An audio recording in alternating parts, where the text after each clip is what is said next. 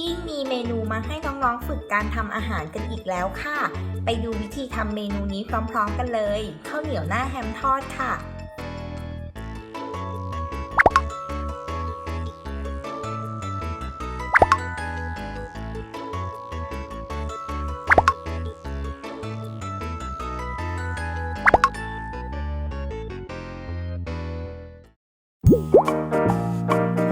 เริ่มจากปั้นข้าวเหนียวกันก่อนนะคะปั้นให้เป็นก้อนคล้ายกับซูชิแบบนี้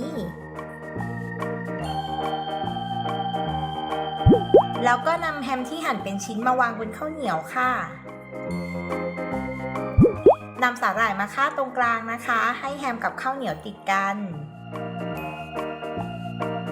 ติดปลายสาหร่ายด้วยน้ำเปล่านิดนึงค่ะ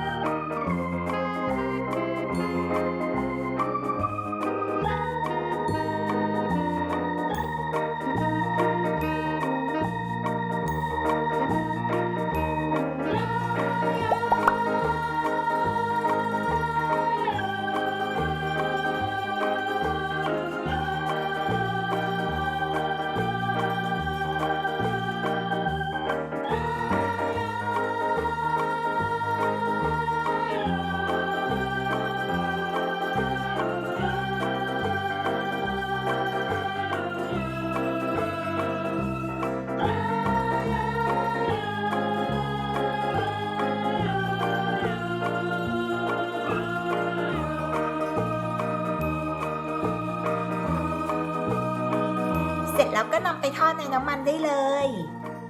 อย่าทอดนานเกินไปนะคะข้าวเหนียวอาจจะแข็งได้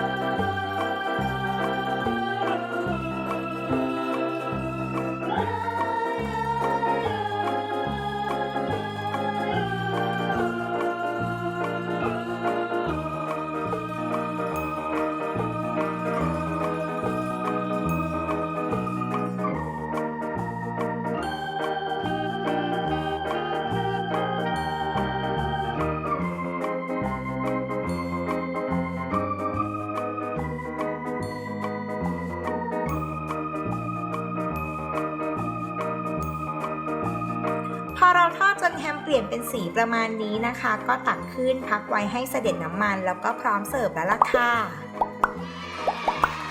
คลิปหน้า Kids Cooking จะมีเมนูไหนมาให้ฝึกการทำอาหารกันอีกน้องๆอย่าลืมกด Subscribe Kids Kitchen เอาไว้แล้วก็กดกระดิ่งอัปเดตคลิปของเราด้วยนะคะ